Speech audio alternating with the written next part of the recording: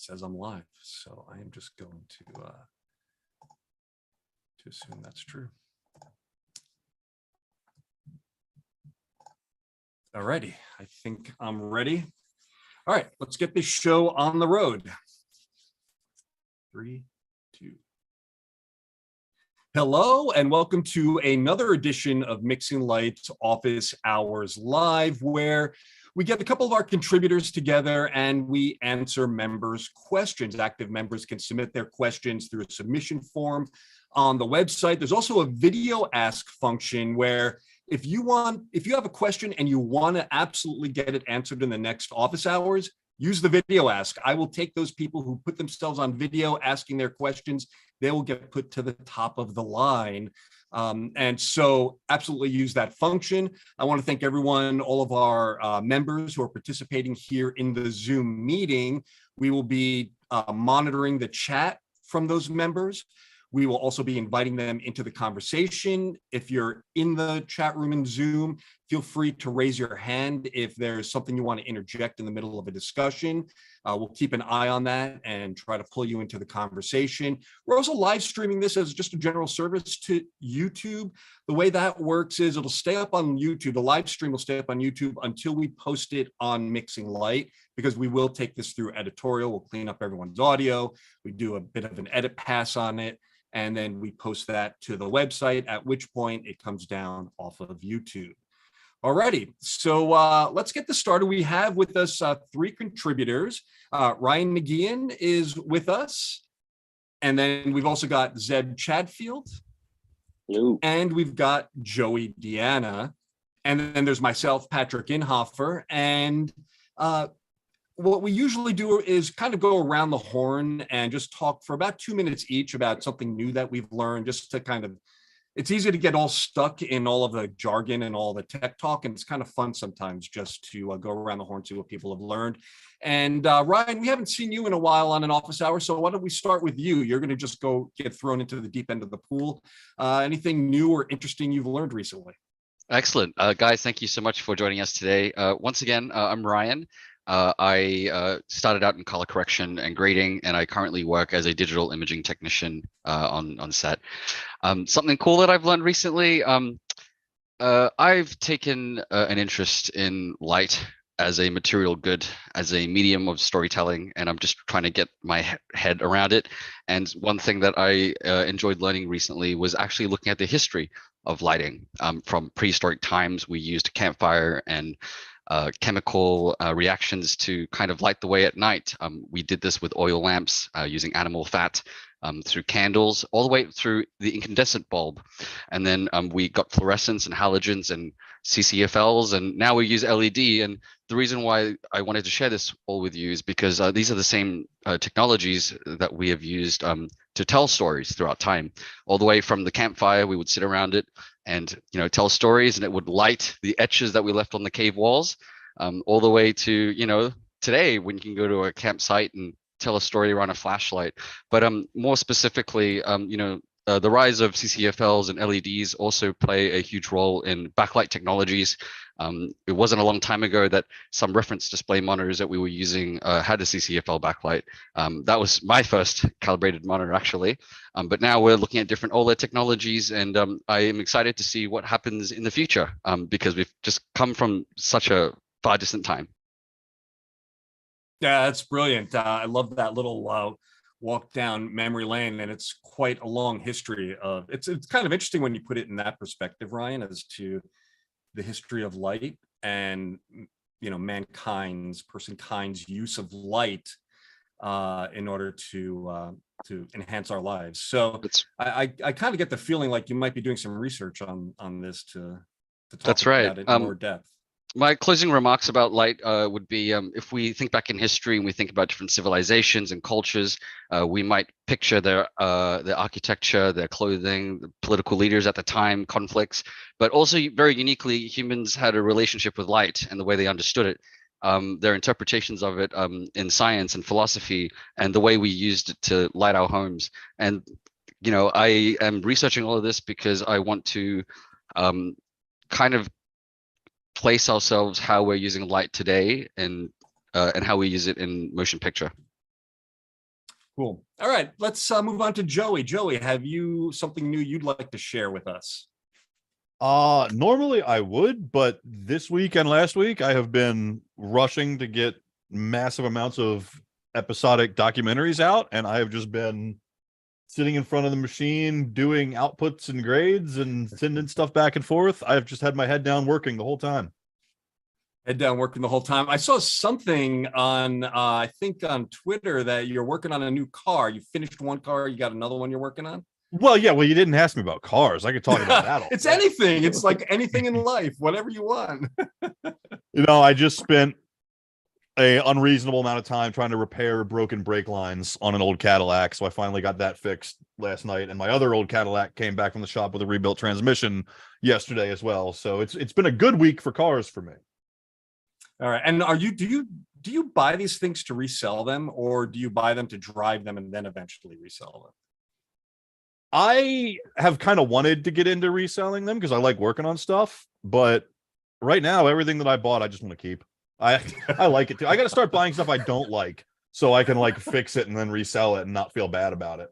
No, very nice. All right. Well, I'm going to go next, and I'm going to share my screen very quickly here and jump into Brave. And I want to talk about something a little bit new on the website, just for all of our members.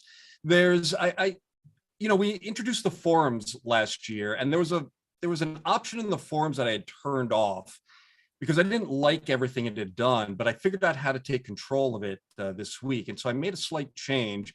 And everyone, when you log in, you'll be able to see that above the website, there's this bar here that has your name. And this is my test account. And it has your name. And this is actually a really handy, more so than this drop-down menu down here, which is still needed for things like getting to your courses that you've unlocked, projects. If you want to download the Android app or the beta test the iOS app, you can do all of that from this pull down. But from here is a lot of really useful stuff in terms of managing your profile photo as it shows up in the forums. Another nice thing, and I've actually been, this is the reason I enabled it, is this little icon up here will show you new discussions that have been started in the forums.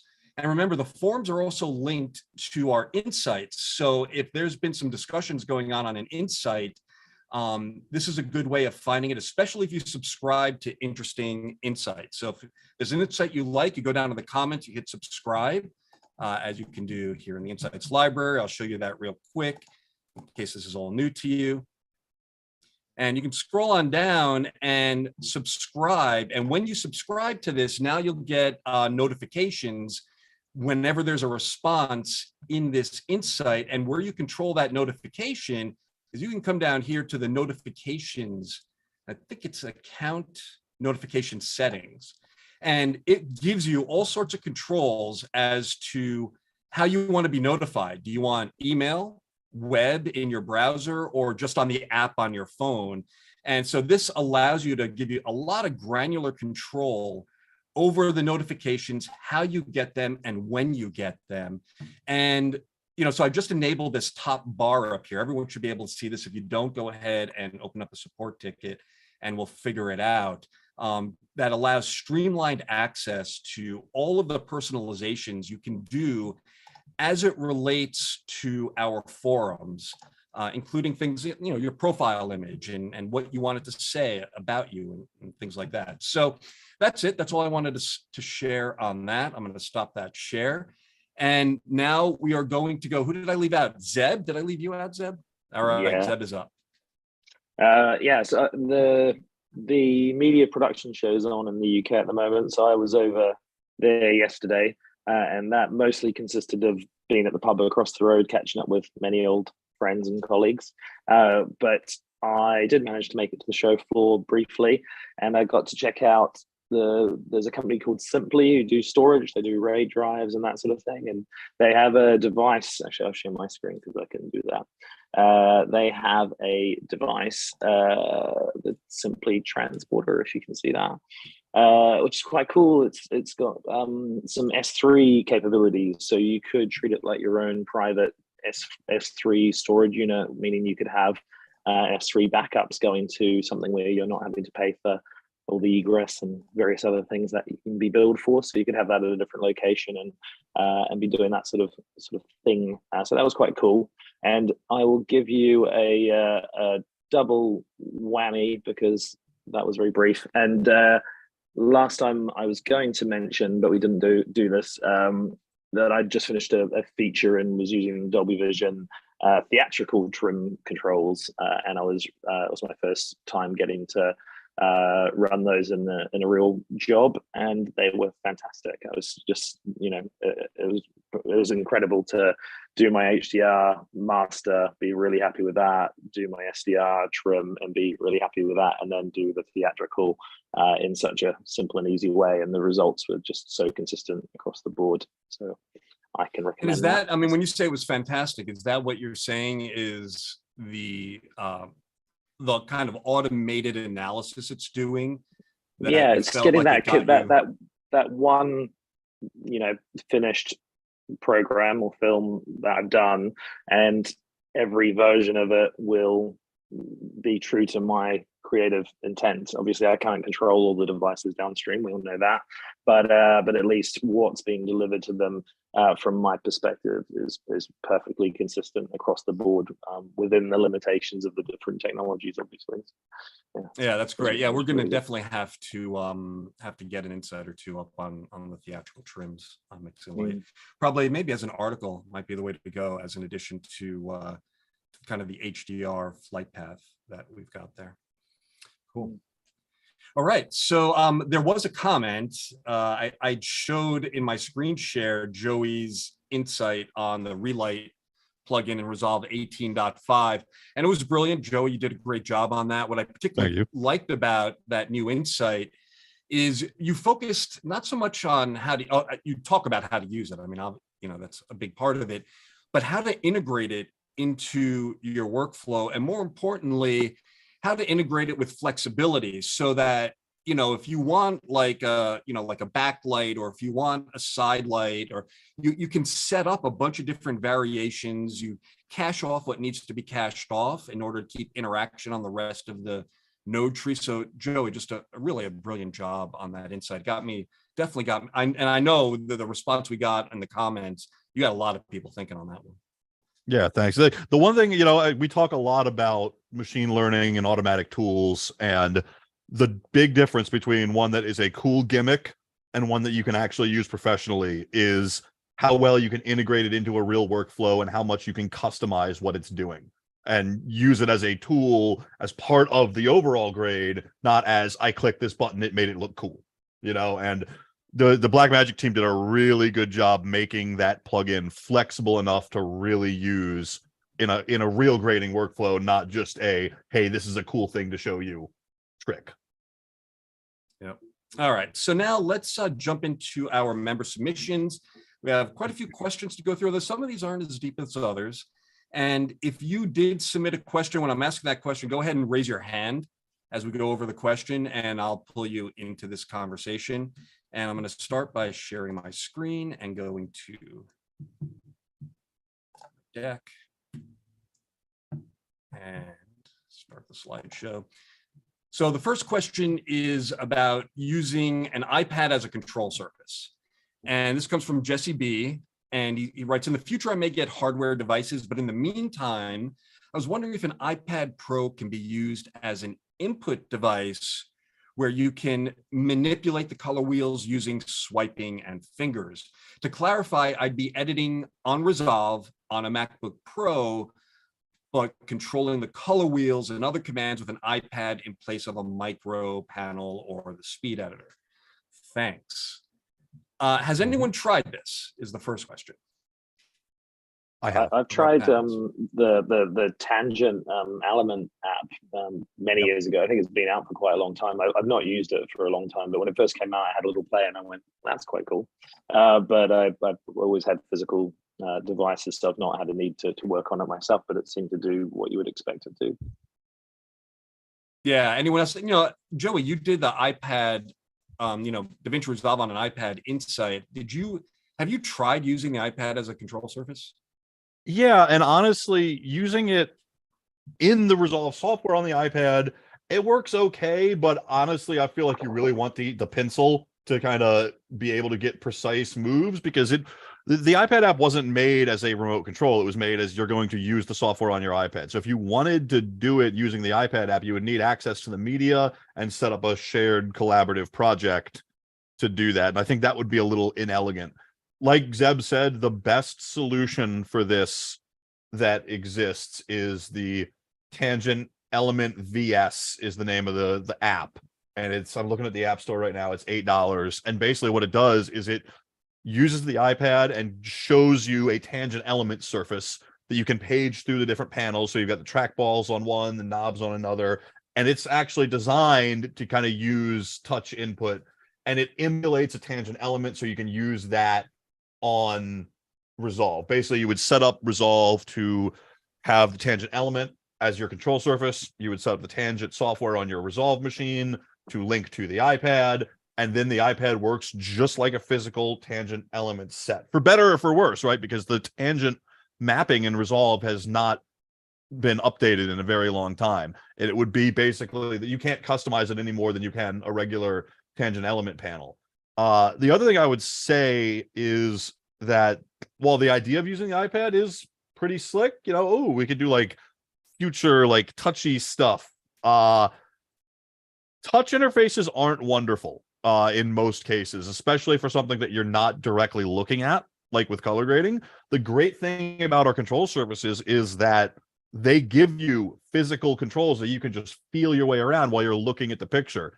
And there's actually been a lot of studies done with touchscreen interfaces in cars. They're very distracting to drivers because they're trying to reach over and figure out where things are on the touchscreen, whereas a physical knob you can just feel.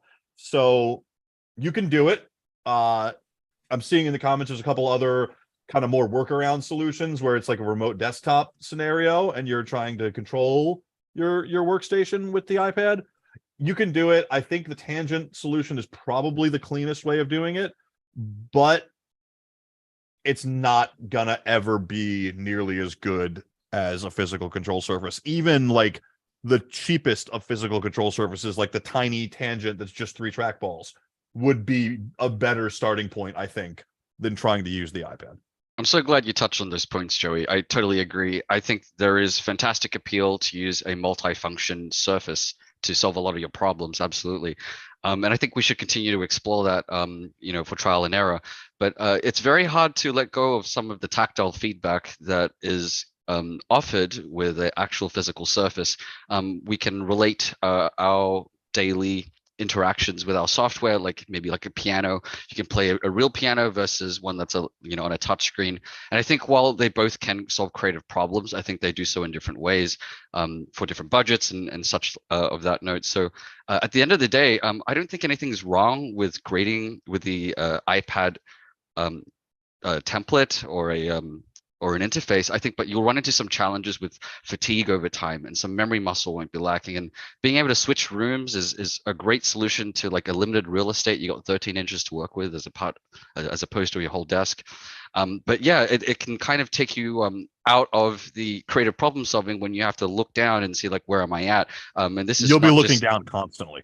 Yeah, and it's not just in the color grading room. It's also, as Joey pointed out, for driving. I'm certain, I'm not an aviation pilot, but if we were to remove those flips and switches, which are very mechanical and physical, to like purely touch-based driven stuff, I think that might be an adjustment that those pilots might be abrasive to. But even buttons, if you can't afford like the full-on surface, that doesn't mean you can't color grade, right? As Joey mentioned, there's many vertical market options for you to explore. Just as long as you're creatively engaged with your workflow and your problem solving, I think that's key. And for that reason, the iPad Pro can be a clutch solution in those quick thinkings, but I wouldn't really like sit there and grade a feature on it. You know what I mean? I think you're setting yourself up for some more injury than you need to. Yeah, and in fact, go ahead. Sorry, go Zeb. I was just going to say that was the issue I had with the touch strip that Apple popped on the MacBook, because it was like, I don't want to look away from the screen. The whole point of the controller is that I'm able to just press the buttons and know where they are. As soon as you start looking away from the screen, then you're losing your efficiency and your process and all that. Yeah, I wanted the touch bar to work with printer lights really nicely, but then you get to actually feeling it out, and it just doesn't. It's not. You're always looking at it. You know, there's no getting around that. Yeah, and I will say that I tried, Rich Rodman reached out to me when I emailed the contributors and I gave him the rundown and see who wanted to join us today. Rich wanted to join us, but he couldn't be here because he loves DaVinci Resolve on the iPad Pro. He's editing all sorts of stuff on there, on set for dailies, getting on the airplane, and then by the time you land, you've got the first edit of the trailer done, right? Or the well, think about this for a minute. What we've been talking about is the touch screen. You're moving your eye from your image to the controls and back. Whereas with the full Resolve on the iPad, you'll be touching the color controls, but your viewer's right in your eye line. So it kind of solves that problem. Exactly. And he loves it. And he also loves the versatility of the iPad, because there are other times when, okay, you're on your laptop, but you're looking for a good reference display. So now you can use it as an extension of your desktop. You can route the image into there. If you've got something like one of the OWC, I've got this Thunderbolt 3 dock here from OWC that has an HDMI out. You can plug in the iPad, you plug in your laptop, you plug in HDMI into your bigger screen, and now you've got yourself like a little, grading suite sitting right there on your lap. And so he loves the versatility of the iPad. But yeah, like everyone else who's spoken about this, using the iPad as a dedicated control surface while working on, on a laptop or, maybe a desktop or Mac Mini, it's something that Tangent does. I have never met anybody who stuck with it after using it. They, for whatever reason, it just didn't seem, mostly because you got to keep looking down, and the touch there's no force feedback. There's no I'm pressing this button. There's no haptic thing going on that lets you know you're doing the right thing. And that's kind of what's missing, as opposed to on, a control surface. I can feel when I press the button, and it lets me know. So does anyone else have anything else they want to add? Yeah, I was just going to say there was a good comment in there's a good note in the comments just about just getting a cheap little number pad printer lights. That would be the cheapest, fastest way to get some efficiency, I would say, which is still a physical device, but it would you would benefit from that. And it's part of the reason why the Stream Deck is such a popular device, right? Because it kind of fills the gap between both worlds. I want to offer a little bit of insight in terms of color grading surfaces on a film set environment. Yes, for all the tactile benefits that we get from using a physical control surface, there is also a weight penalty out there on the field.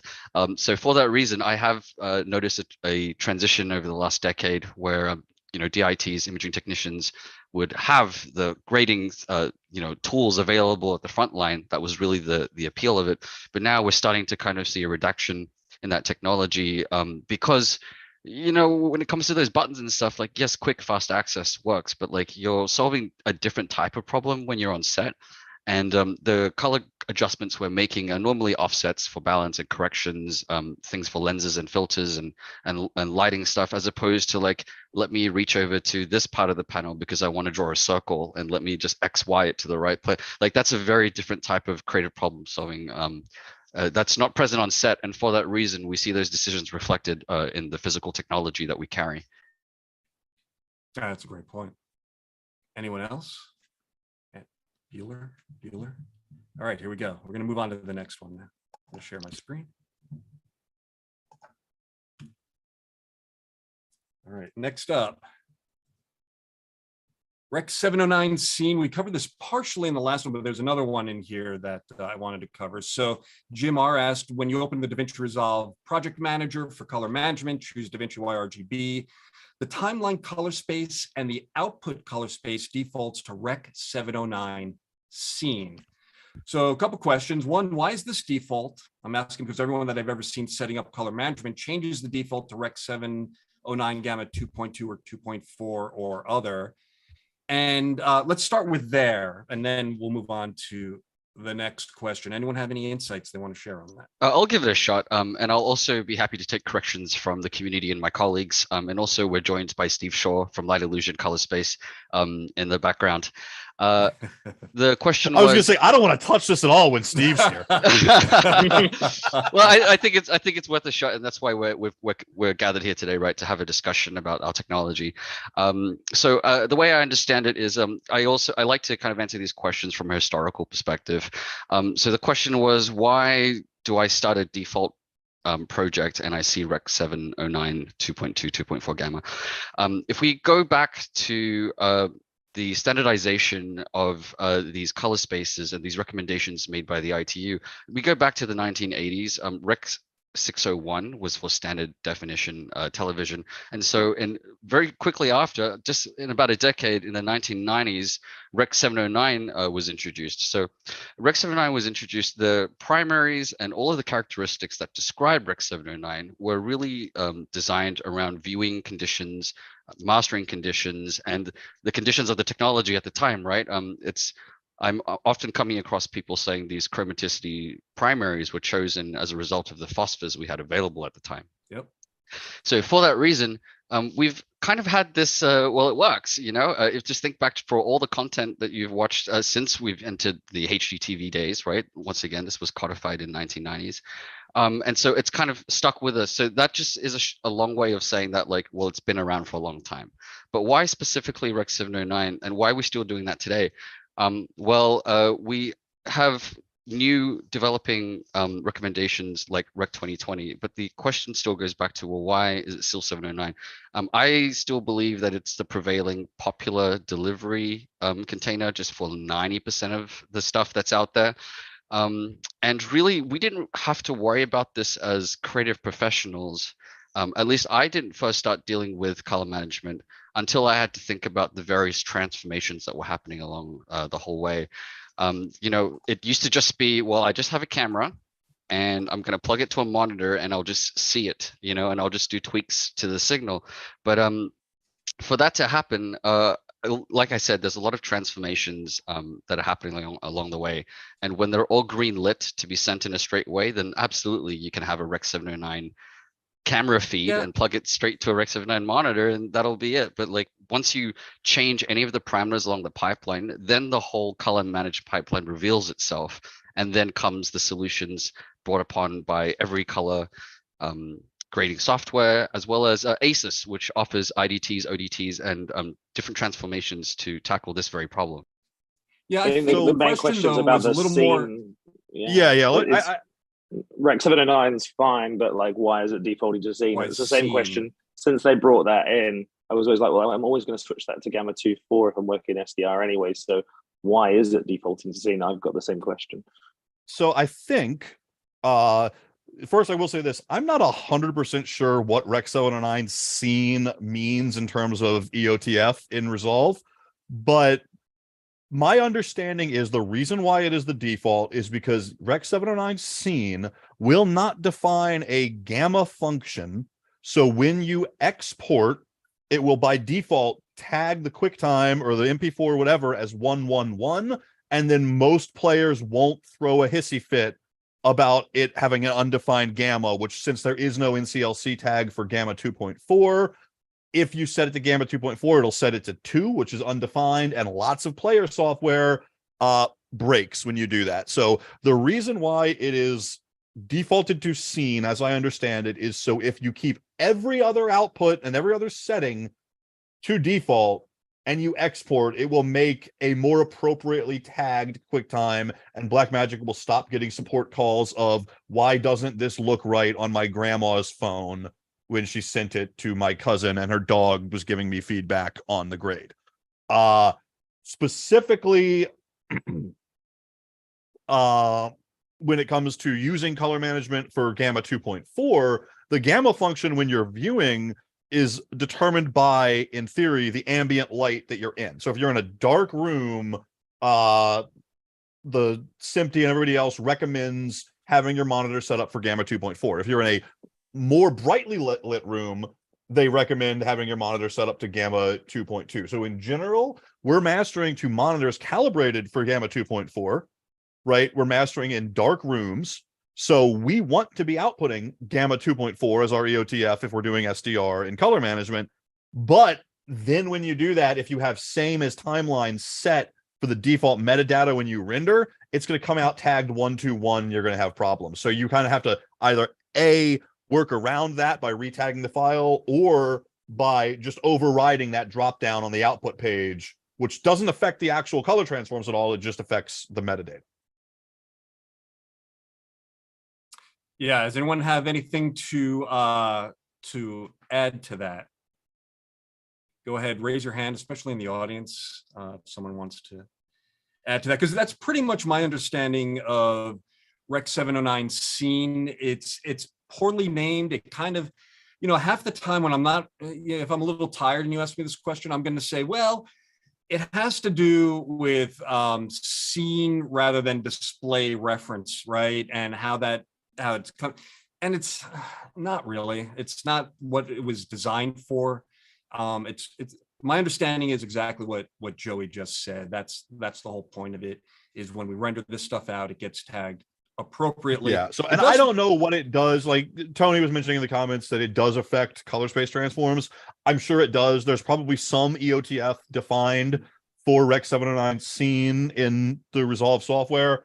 In general, for any color management that we're going to be doing, we're never going to want to use those values, right? We're going to want to say, go to gamma 2.2 or go to gamma 2.4 or go to ST2084. We're going to want to directly define that output EOTF that we're working with. So I think it was just defaulted that way to make it a little bit more idiot proof. Yeah, and I think it could have been named a little bit better. It does bring up the concept of 2.2 versus 2.4. There's a thread that's active right now in the forums on one of my insights on how do you choose 2.2 versus 2.4. The ball's kind of back in my court to respond, and I just haven't had the time to sit down and make a thoughtful response. But, honestly, the thing about what is a reference environment and why 2.4, and the answer is because that's what it looked good in the 1990s when these reference standards were set up and you're working off a CRT. You set the light level in the room, you set a neutral background, you minimize the amount of light coming in. That was the reference standard. When the LCDs came in and suddenly they had selectable gammas, which we don't have on CRTs, on phosphor. Yeah, remember the gamma was a function of the physics of the CRT. The inverse of it. Exactly. And so now all of a sudden we have selectable gammas, and now this throws in a whole new wrench into it. And remember, for a period of time, it was measured, CRTs were said, and I think the BBC started this with 2.35, right? So it was a 2.35 gamma.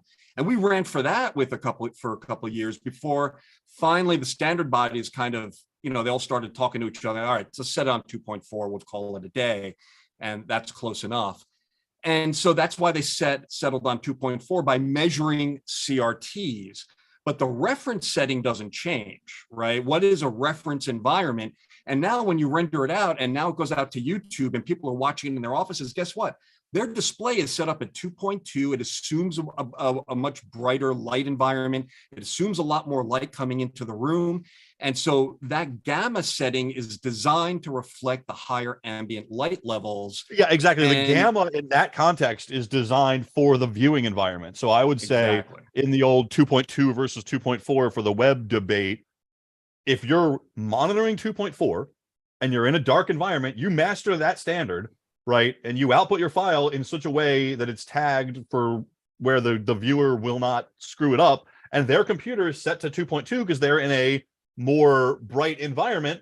That's kind of what we want, right? We want it to be a little bit different for the brighter environment versus where you were mastering it, as opposed to transforming it to 2.2. Then it's going to show up too dark on people's computers perceptually. Yeah, and then there's another problem in all of this, and this is something I just recently came to understand, is that every viewport on your desktop could have different gamma settings applied. So it's not just the gamma setting of your desktop, it's the gamma setting in your browser window. So different browsers may interpret those tags differently, giving you different results. So you think you're adjusting for YouTube when actually, no, you're adjusting for YouTube, but you use Chrome, the other guy uses Safari. So now you've really just created a custom output for YouTube on Chrome.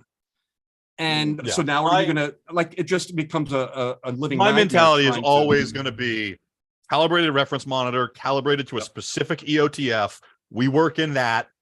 Where it goes from there, not really something we can control. Yeah, and Callie said it great on a recent podcast, the Mixing Light interview podcast, where she's like, yeah, the reference gives us this baseline from which the rest of the world is going to rotate around, right? But we all have the same center point. And so Yeah, and that's the thing, to the same center if grandma's point, TV is completely wrong, it's wrong the way she's used to it being wrong. So Exactly. if you try to Kentucky windage your image to fit the wrong, one, it's going to be wrong everywhere else except for grandma's TV. But also grandma's going to look at it and be like, why is this weird? I'm used to everything being pink. Yeah, because you've adjusted the pink out of it all of a sudden for grandma. So everything's pink, pink, pink, not pink, pink, pink, pink. And so that's the other thing. That's why we also all work to standards in a reference environment. So on the forum, I'll reply to that. I'll find a way of saying this a little more succinctly on the forum. We should, since we've got Steve here, we should see if Steve has some thoughts and opinions on this. Yeah, Steve, jump on in on this conversation. This is deep into your wheelhouse. To be fair, what you're saying is pretty much spot on. I mean, there was a lot of confusion as we moved towards the concept of Rec 709 2.4. Obviously, sRGB threw a spanner in the works by differentiating the encoding gamma different to the display gamma and not explaining it. But basically, it's exactly as you say. By grading a dark environment with a 2.4 gamma, when that same graded image is played back in a brighter environment, a 2.2 makes it aesthetically feel consistent. There it is. he buttoned it up for us. Anyone else have any questions on this? Now's the time to ask. There's a good link in the comments to a Charles Poynton document on this. I'll be sure to include that in the notes when this goes up on Mixing Light. Sorry, I'll stick a post in the chat just as a link to something in one of our forums about specifically sRGB. Yeah, Light Illusion has a great set of resources for all of these topics. I'm always linking back to the stuff that's posted on their website. So while that's happening, I'm going to share my screen. We're going to move on to the next question.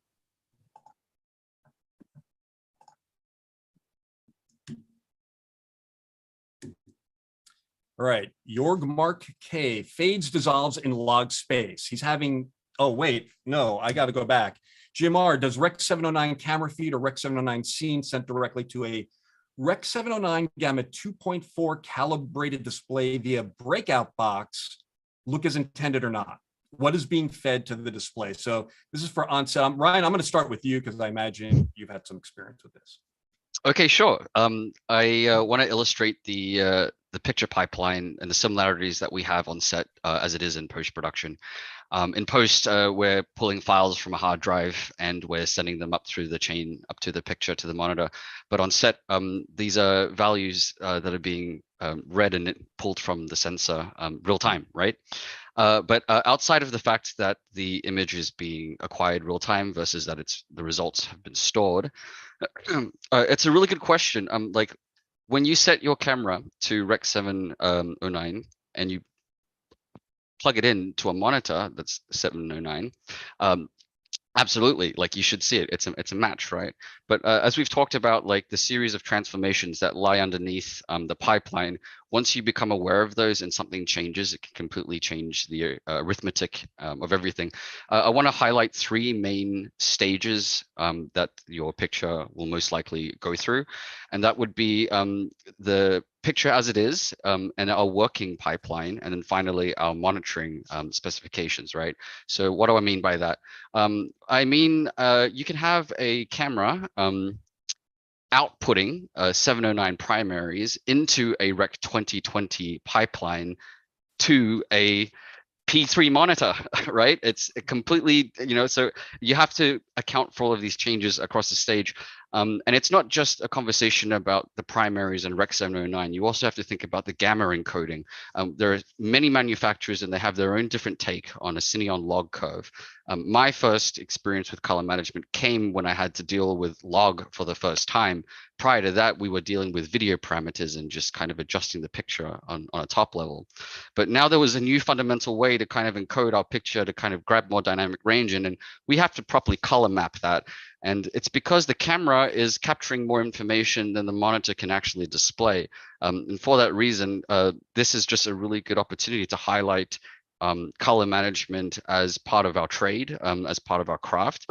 And yeah, it can go wrong, but if you give yourself and pay attention to the different parts of the chain as the picture flows through, you can certainly account for and understand how it flows through. I mean, at the end of the day, so Ryan, so let me ask you then, would it be safe to assume that in general, the answer to the question, can you assume that the output for monitoring going out to a display on set, that output's going to be Rec 709 and the display is going to be Rec 709, and whatever breakout box in between there is going to be Rec 709? Is it safe to make that assumption? Well, that assumption can only be made if you're the one that set up the pipeline. For every stage of this setup, there is a device, and that is where you can manage it. Left unmanaged, it would just be up to whatever default configuration is there. But as our workflows are evolving and we're taking on new curves, such as Ari just came out with a new log C4 curve. And then now we're also starting to monitor HDR on set, that's ST2084. And looking at, even though we can't achieve Rec 2020 physically in our panels, some workflows are already using that as a working color space.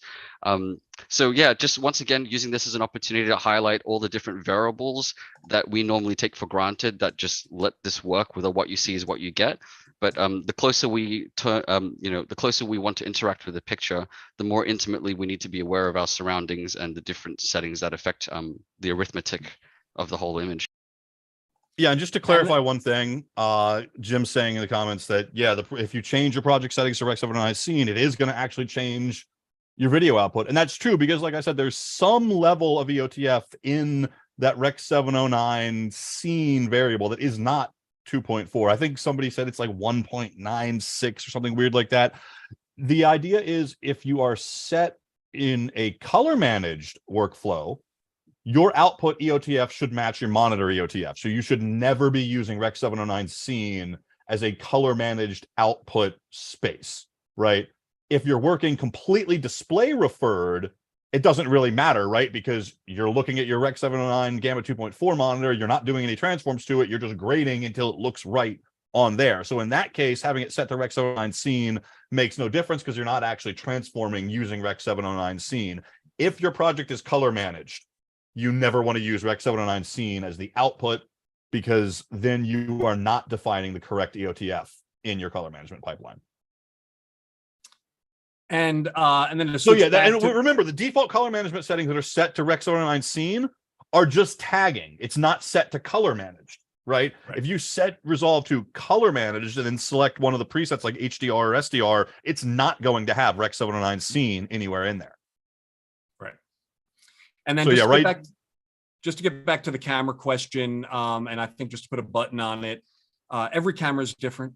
And some cameras have whatever you set for recording is what's set for monitoring out.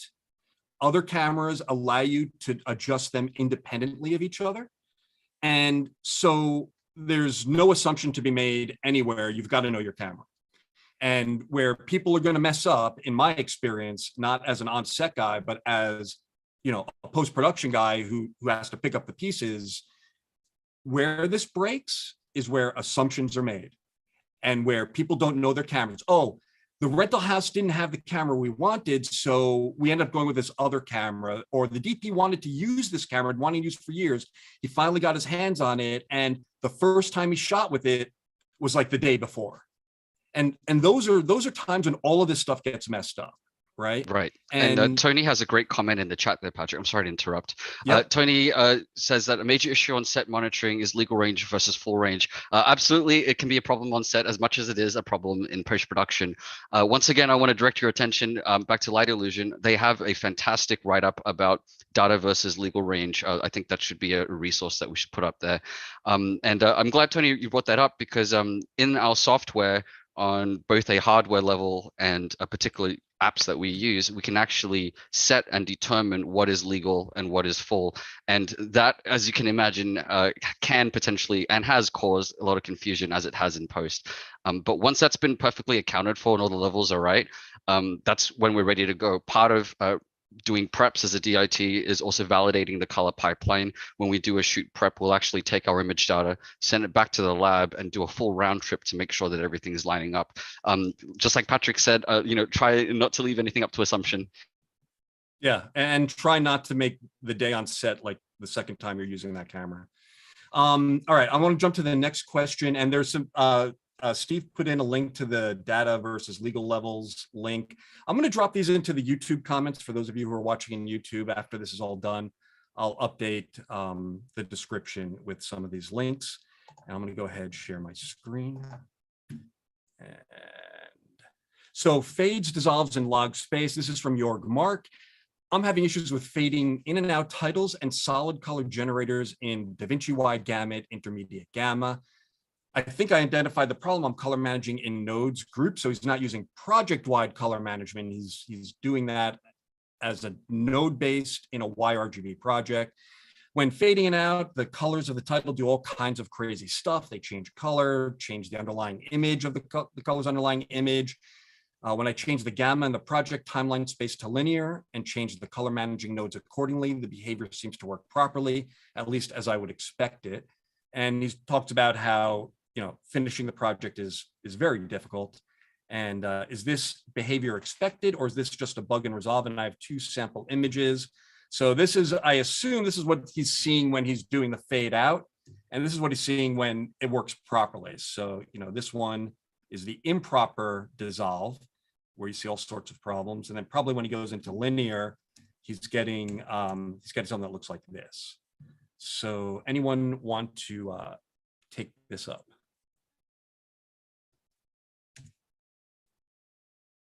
Joey? Okay. This has been kind of a thing since we started using color management, basically. And the thing is, if we're, the idea of color management is that we're working in a wide gamut intermediate space underneath of display transform, right? And in a lot of cases, that is a fantastic way to work. But the one problem you're going to run into is that conventional dissolves or blending modes or anything else that you do that we're used to doing in a display referred Rec 709 Gamma 2.4 workflow are not always going to behave the same way, right? It's not a bug. It's just the nature of what you're asking the software to do, right? If you do that fade that's expecting basically a linear image and works good enough in a gamma image, and you do it to a log image, it can look pretty weird. Now, the problem you get into is sometimes the way it processes the alpha channel can get a little bit funky too. In general, what I've found the best workflow to do is to do those kinds of fades and titles, if possible, in the display space. So what I might do is have my timeline in my intermediate space, a adjustment clip that has the transform to display space, and then the display space graphics in the display space. That kind of eliminates that from the equation. Now, if you need a master in the intermediate space, like for example, an ACES graded master with the titles, it does get kind of weird, and you might need to go into the dissolves and maybe adjust the curve of the dissolve manually, or there's a lot of other kind of ways you can play with it. I'm not 100% sure looking at that image. Steve, you're right. It does look like some channel clipping is going on in that image. And I haven't seen that kind of drastic changes. So without seeing the specific color transforms that are being used, I can't 100% say what's going on with that example.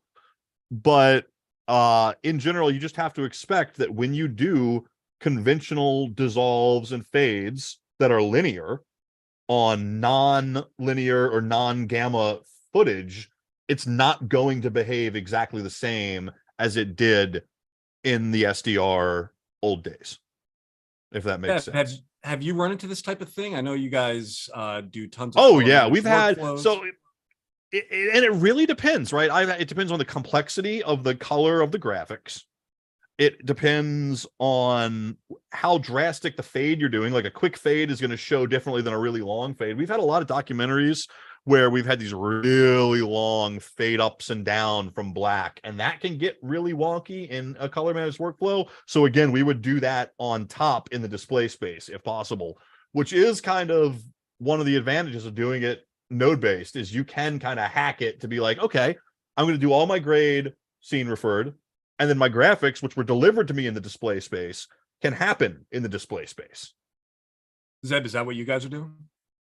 Yes, I don't do, or we as a company don't do any node-based color management. So we're always using typically RCM and a little bit of ACES, but at the project level.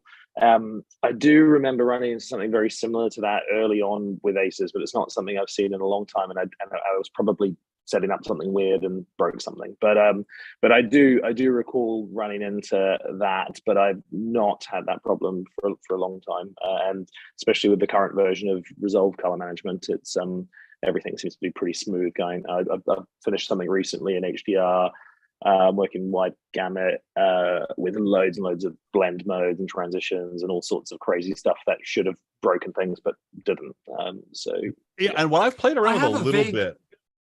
Hold on one second, Rob, Joe, hold on one second. I have a vague memory of running into this recently where I had to tag the graphic properly in order for, this is working in RCM, you tag the graphic properly, and then all of a sudden it kind of, everything starts clicking and it most problems I've seen have been like, incorrectly tagged assets, So, one thing I have played around with a little bit. It could be in a node-based setting then. Sorry, Joey. No, go ahead. It could be then in a node-based color management setting, you may actually have to do some transforms on those titles to do what he did, linearize them so the math happens, and then then take it back out. Yeah, and the question becomes, how do you do that with like a timeline dissolve? You could, and I've played around with this a little bit, but not enough to give you a definitive answer. I have played with making fusion transitions that take the alpha channel and the footage and transform them into linear, do the dissolve there, and then transform them back so it will behave better in a node-based color grading environment. The hard thing is, in a lot of these kind of things where we're doing this kind of color management, it might just be a cuts only show with very simple graphics. So you don't always come up against these challenges, right? I think I've actually just remembered, a film where we had that happening on, and it was ACES based, but we ended up compounding the clips with the transition so that then they were being affected as one file within the timeline. And then I think that was our workaround at that point. I didn't really get to look into it further. Yeah, so unfortunately, there's no one answer here. Yeah, there's no one answer. It's a strange behavior and something you've got to kind of manage if you run into it. Anyone else have any comments they want to add? Anyone from the audience? Nope. Okay, so we're going to go next to the final question I have prepared for us, which will probably take us, we've got about 7 minutes. And I think we can wrap this one up in 7 minutes. Oh, here it is. Remote grading review on budget from Tony. I am searching for a Mac solution to give my client the possibility to review my grave live remotely while trying to stay on budget. I remember Cullen touched this point, explaining how he set up his studio to make it possible, but I cannot recall where and how. Could you give me some example, option, or reference to something I can look to? Thank you so much to all of you. Keep it up. Cheers. Anyone? Black Magic Design to the rescue. Yeah.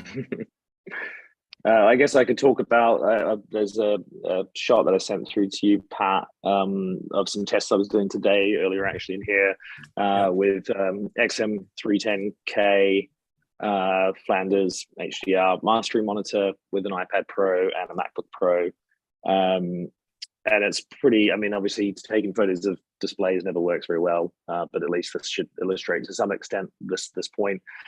This was actually running, just doing tests around the remote monitoring and the current beta for version, was it 18.5 of Resolve.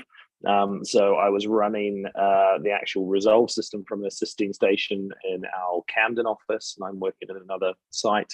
And so I'm feeding that signal out from there and picking it up with remote monitoring on the iPad, the MacBook Pro, and on a desktop machine, which is feeding the reference monitor. So we're able to look at it on a computer display, the iPad's display, and the reference monitor.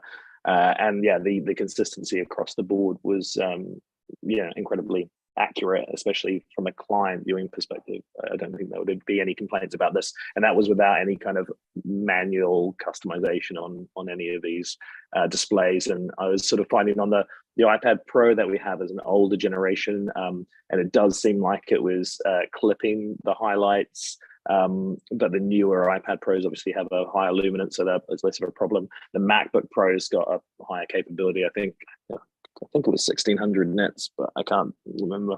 But that wasn't clipping, and it was again very consistent. With the MacBook Pro out of the box was slightly just a touch of magenta in it, just a little hint. But apart from that, they all three were great. And I'm a light illusion color space customer, so we calibrate our proper reference monitors with that as well. So a little plug for Steve there. That's what happens when you show up. Hey, yeah, I mean, Zed, I what don't are you using think... what are you using to drive that back end? What solution were you using? So this was just with the new version, so straight out of Resolve. You can share that out with a little code. Oh, okay, this is using their new share thing. Okay. The new screen sharing, and so and obviously each additional, we talked about it a bit last week, I think, but each additional client is feeding another 10 megabit connection off there or whatever, and it's it was very consistent, very easy. There's obviously loads and loads of different solutions around doing this, but this is now, obviously it's still in beta, but it is free out of the box with Resolve. The challenge you always get with this anything live is the like network traffic and data and bandwidth and these sorts of things, and that can be the biggest problem. So as a company, actually we have a strong recommendation for asynchronous review. So I output something, put it onto a platform that I know is accurate. We use Moxion or Motion, depending on how you want to pronounce it. And that's got a very nice, consistent sort of viewing experience of people. But then we can kind of carry on doing other stuff. The client can review that as long as they want without it being, getting charged by the hour. But yeah, when you want to do live, obviously going to one of the many solutions is out there, and also with a lot of these online viewing platforms, they've got the ability for you to push a signal into them now as well. But having that built into Resolve, and there's a lot of bandwidth constraints in the way that I had it configured, and I was, it was like a sort of a beat of a delay. So from a client viewing perspective, it's incredibly accurate and low latency in terms of the viewing experience. Ryan, is there? I mean, it's going to be really hard to come up with something that beats the native Resolve streaming for a single point-to-point connection to a client. I don't see it going away. This is a trend that's here to stay, I think. I think it's awesome because it definitely can help close some, bridges. Not every client can come in. Having that said, I do advocate still for a balance of like human face-to-face interaction, as this technology is here to help us as humans, and this is, it helps to kind of like get people to come over. That's a bit of a side note, but as far as where the technology is taking us, but Resolve monitoring in general, yeah, I think it's here to stay, and I'm glad it's finally here. Now, do any of you guys see a need for some of the current, the previous third-party solutions? There have been a lot of them. We've talked about them on Mixing Light in various forms. Oh, absolutely. Joey, The Resolve built in is going to be subject to a lot of workflow limitations, just like any solution has its workflow limitations, right? Like Zeb said, every additional client is taking bandwidth and load from your Resolve system. That might not be ideal if you have 5 clients on something. You know, you're always set to the same bit rate for all clients. If you need variable bit rates for various different clients, different locations, that's not going to work. If you want to take advantage of like a content delivery network and a more strong network where you're going up to a server and then it's rebroadcasting down to your clients, that's not going to be the right fit, right? So it's not the direct point-to-point Resolve solution is phenomenal and works amazing, but it's not the answer to every single workflow question. And I think a lot of those other services that are out there still have unique workflows where they're very well suited. All right, so I guess the answer to the question is that this is now the budget solution, and if you need more sophisticated solutions for this type of multi point-to-point kind of thing going on, then that's when you'd step up to some of these other products. Yeah, okay, that sounds about right. All right, well, we are literally 60 minutes. We started 60 minutes ago, so we are going to wrap this up. I want to thank Zeb and Ryan and Joey, Steve for getting roped in and putting a button on a very long discussion, and he just put it together. And then everyone in the audience, the chat was fantastic as usual. I will get these links up to YouTube. I want to thank anybody who's been watching on, or everybody that's been watching on YouTube. This has been Mixing Light Office Hours, and we'll see you again. I'm Patrick Inhofer signing off. Bye-bye.